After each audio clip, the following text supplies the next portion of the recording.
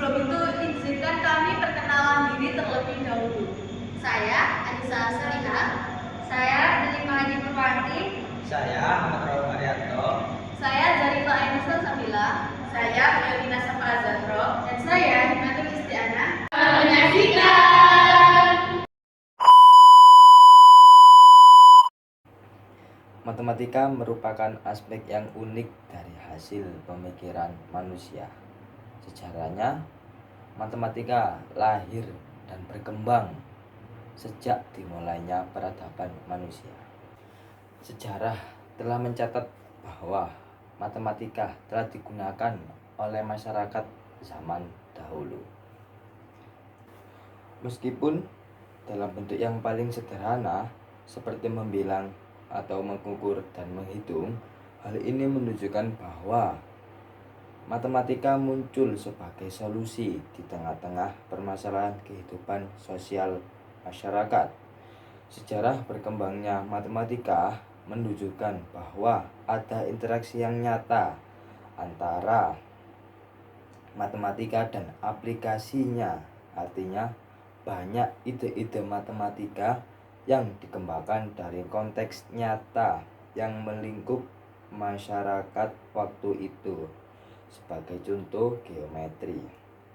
Cabang matematika ini berkembang dari zaman Mesir kuno, di mana banyak petani mengukur tanah garapannya di sekitar Sungai Nil, yang hampir tanah garapannya berbentuk segitiga. Proses ini melahirkan cara bagaimana mengukur luas segitiga. Dari pengalaman empiris ini berkembang ke bangun datar lain. Ilustrasi tersebut menunjukkan walaupun matematika sepertinya hasil imajinasi akal atau pemikiran manusia, namun matematika juga tidak lepas dari konteks kehidupan. Pada masa ini, matematika dianggap sebagai ilmu terpenting karena menjadi dasar bagi semua ilmu. Matematika dijadikan sebagai bahasa ilmu pengetahuan. Matematika memperoleh perhatian istimewa. Hampir semua sarjana muslim dari berbagai jenis disiplin ilmu memiliki penguasaan dan apresiasi yang amat tinggi terhadap matematika. Selanjutnya, untuk metode penelitian dalam jenis ini dikaji secara kritis pengetahuan, gagasan, atau temuan yang terdapat di dalam tubuh literatur berorientasi akademik. Tahap dalam mengorganisasi literatur adalah mencari ide, tujuan umum, dan kesimpulan dari literatur dengan membaca abstrak, beberapa paragraf pendahuluan dan kesimpulannya, serta mengelompokkan literatur berdasarkan kategori-kategori tertentu. Selanjutnya adalah hasil dan pembahasan. Kajian matematika secara ilmiah sudah dimulai sejak masa Yunani, India, dan juga Cina. Pengaruh Yunani dalam matematika masuk melalui kegiatan penerjemahan.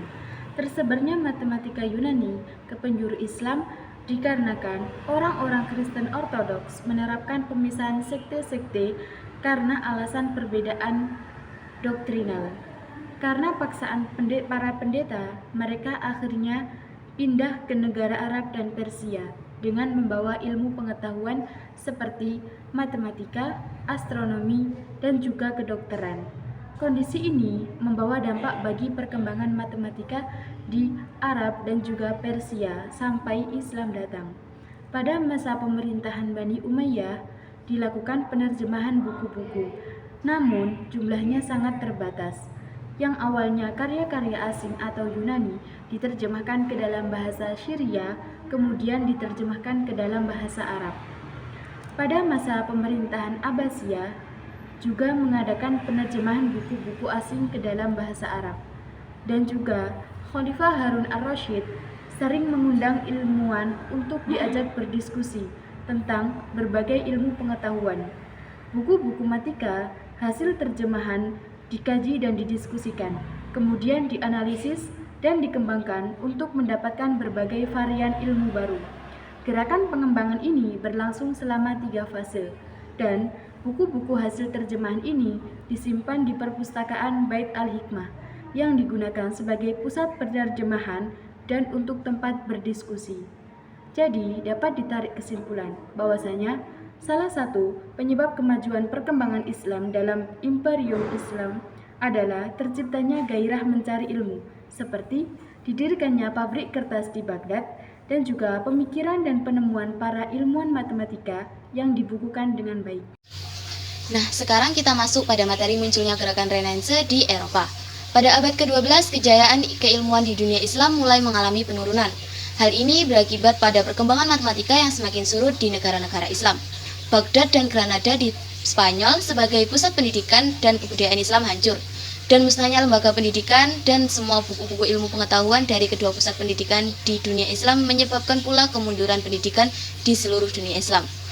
Masa kejayaan Islam yang berbuah manis pada lahirnya beragam ilmu pengetahuan dan semakin berkembangnya matematika akhirnya diserap oleh masyarakat Eropa, sehingga terjadi transformasi intelektual dari dunia Islam di timur ke dunia barat Eropa. Peralihan perkembangan ilmu pengetahuan tersebut dimulai pada tahun 1085 Masehi, yakni ketika kota Toledo direbut oleh Raja Alfonso VI yang beragama Kristen. Akibatnya hilanglah pusat sekolah tinggi dan ilmu pengetahuan. Pada tahun 1236 Masehi, Cordoba sebagai pusat kegiatan intelektual jatuh ke tangan Raja Alfonso VII. Dengan ini maka hilang pula pusat kebudayaan Islam di barat. Kehilangan ini terus berlanjut pada kota-kota besar lainnya seperti Sevilla, Malaga, dan Granada. Umat Islam pun harus meninggalkan tanah airnya dan meninggalkan segala macam kemajuan, baik kemajuan peradaban maupun ilmu pengetahuan. Sementara itu, Baghdad sebagai pusat peradaban Islam di dunia timur juga mengalami kehancuran akibat serangan dari tentara Mongol. Pada abad ke-13 Masehi mengiringi kehancuran ibu kota, hegemoni negara Arab mulai redup untuk selamanya. Selama periode ini, mereka tidak hanya ingin menguasai peradaban yang telah dibangun oleh dinasti Abbasiyah, tetapi juga terlihat aktif dalam menghancurkan struktur-struktur penting yang merupakan warisan intelektual pada masa keemasan Islam. Usaha penghancuran bangsa Mongol mencakup perusakan kota-kota dan tempat-tempat pendidikan, pembantaian guru dan ilmuwan matematika. Konsekuensinya, kehidupan masyarakat begitu terganggu dan memperlambat perkembangan peradaban. Efek yang sama juga dirasakan oleh umat Muslim dengan adanya Perang Salib. Perang Salib menggambarkan reaksi orang Kristen di Eropa terhadap umat Muslim di Asia yang telah menguasai wilayah Kristen sejak tahun 632 Masehi. Militer Kristen menjadikan salib sebagai simbol yang menunjukkan bahwa perang ini suci dan bertujuan membebaskan kota suci Baitul Maqdis, Yerusalem, dari orang-orang Islam. Seperti halnya bangsa Mongol, tentara salib juga menghancurkan kota-kota Muslim. Invasi bangsa Mongol dan invasi tentara salib merupakan faktor eksternal yang menjadi hambatan kemajuan ilmu pengetahuan dan matematika di dunia Muslim. Sedangkan dari sisi internal adalah kegagalan para pemimpin dalam memanfaatkan berbagai disiplin ilmu pengetahuan. Para ilmuwan dan ahli matematika kurang mendapat perhatian dari para khalifah untuk mengembangkan penemuannya. Di samping itu, pada puncak kegiatan intelektual di bawah Khalifah Al-Ma'mun, telah didirikan perpustakaan dan observatorium bagi perkembangan ilmu pengetahuan dan matematika. Tetapi sayangnya tidak dilanjutkan oleh khalifah-khalifah berikutnya. Pada abad ke-14, bangsa Eropa ingin membebaskan diri dari zaman kegelapan dengan melakukan revolusi intelektual untuk bangkit mengejar kemajuan di Eropa melalui gerakan Renaissance. Istilah Renaissance berasal dari kata renaiscita yang berarti kelahiran kembali. Istilah ini pertama kali diperkenalkan oleh Giorgio Vasari untuk menggambarkan semangat keilmuan Italia mulai abad ke-14. Secara etimologi, Renaissance berasal dari bahasa Latin yaitu re berarti kembali dan naiscere berarti lahir.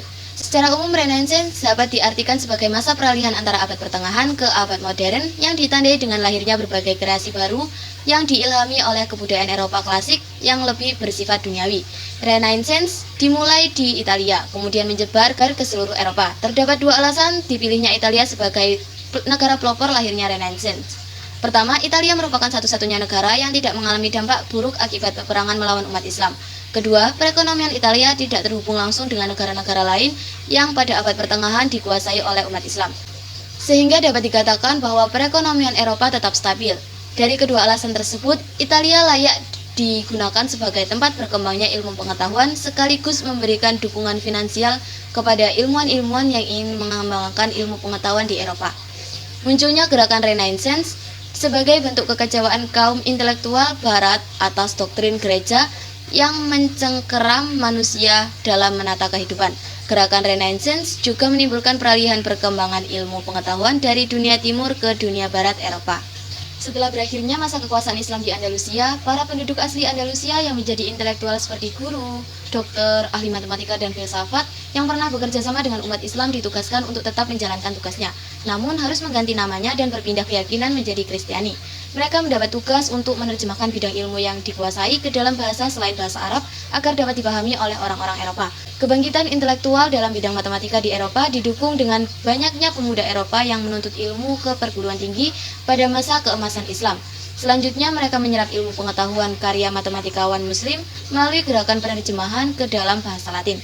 Orang-orang Muzareb sangat berperan dalam menerjemahkan karya-karya matematikawan Muslim yang berbahasa Arab ke dalam bahasa Latin, karena mereka menguasai kedua bahasa tersebut dengan baik.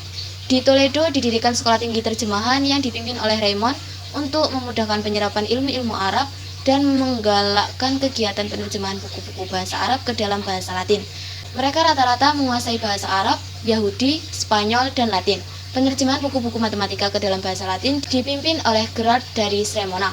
Buku-buku matematika yang diterjemahkan menyimpan banyak temuan matematikawan Muslim yang akhirnya dimanfaatkan oleh bangsa Eropa.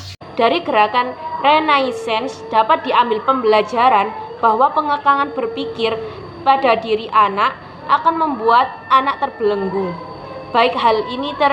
Bila hal ini terjadi, maka kreativitas siswa cenderung akan mati.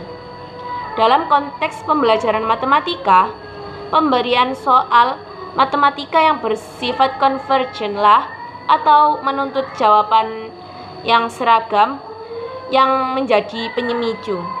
Sebab anak selalu dipaksa menjawab soal yang harus sama dengan yang dipikirkan atau yang diajarkan oleh guru mereka. Lesson learned yang dapat diambil dari pembelajaran matematika. Dari kejadian yang terjadi pada dua periode yang telah dibahas sebelumnya, untuk menunjang kegiatan intelektual, para pemimpin yang juga cinta terhadap ilmu pengetahuan menggalakkan pembangunan perpustakaan yang sangat pesat di tengah masyarakat, di mana perpustakaan tersebut berperan menyimpan dan melestarikan beragam ilmu pengetahuan sebagai khazanah umat Islam. Juga untuk melakukan kegiatan pengelolaan serta penyebarluasan ilmu pengetahuan. Di era yang saat ini, perpustakaan biasa terletak di sekolah, di mana pengajar dan pelajar tidak hanya saling bertukar ilmu pengetahuan, tetapi juga bisa digunakan sebagai tempat penyelidikan lanjutan atau penelitian yang akan menambah koleksi dalam perpustakaan tersebut. Selain perpustakaan yang berada di sekolah, terdapat juga perpustakaan yang dibangun untuk umum.